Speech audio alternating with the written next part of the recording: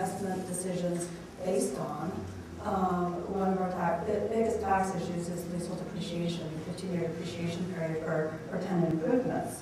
And that's something that Congress typically extends 12 months or 24 months at a time, sometimes retroactively, as they did this past January. And even though we usually have the sense that it'll happen, and kind of telling members of bank kind of happening, if you're working on lease deals that are going to be executed in the next 6 or 12 months, it's nice to have a little bit more certainty.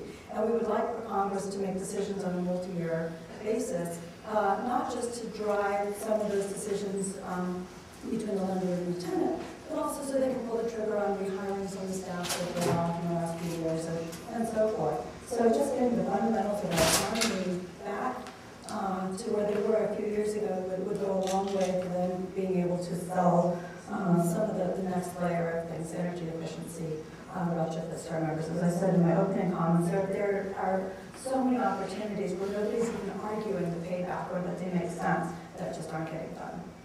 So if the economy, imagine a world different from the one you now inhabit, okay?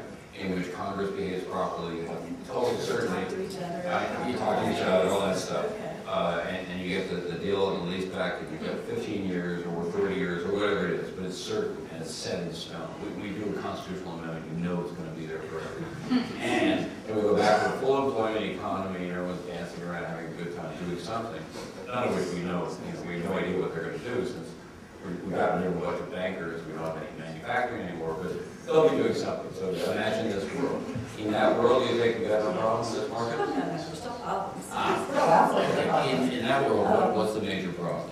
Well, I think with our membership anyway, a lot of it is the technologies. Nobody really wants to be the guinea pig. There are a number of our member companies, the large ones that everyone's heard of, the ones that are part of the Better Buildings Challenge, for example, that are now willing to get out in front and really push the envelope and really try these technologies, put them in their buildings, show everybody how they can increase their efficiency by 20% by 2020, and then use that as a case study for the rest of the industry. And I think those types of programs are going to go a long way because the rest of real estate isn't with them yet. And getting the rest of the market to move the way the market leaders have will help solve a lot of the problems. But how do you react to what Cliff was saying? That, at this point, it is moving in the market, in the higher end commercial markets, and we just really have to get the barriers out of the way. Well, you always have problems in technology adoption, but the first movers will,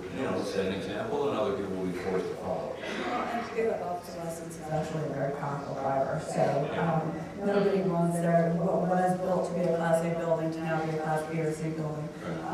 When there are solutions to maintain it as a high-performing asset. So that on its own will help a number of our members to do what they should be doing. Just also to go back to Cliff's point on the data access, what we're really talking about is the multi-tenant office buildings, where it's not that the building owner doesn't want a benchmark, it's that it's a multi-tenant building.